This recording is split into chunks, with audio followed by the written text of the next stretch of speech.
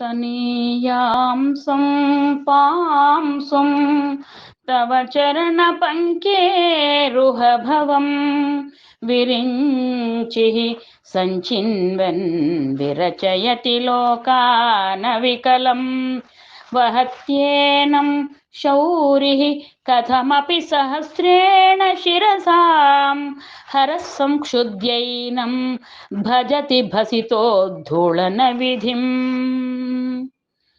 ఓ జగజ్జనని, నీవు సృష్టించిన బ్రహ్మ, విష్ణువు, ఈశ్వరుడు నీ పాదరేణువును తలదాల్చి సృష్టి స్థితి లయములు చేయుటకు సమర్థులవుతున్నారు.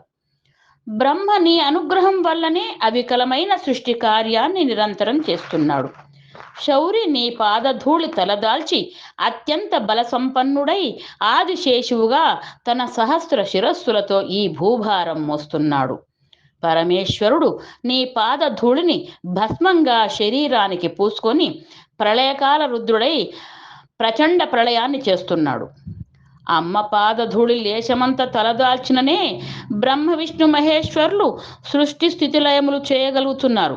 ఆ పరదేవతా కృప పూర్తిగానున్నచో సాధకుడెంతటి కార్యమునైనా సాధించగలడని శంకర భగవత్పాదుల భావన.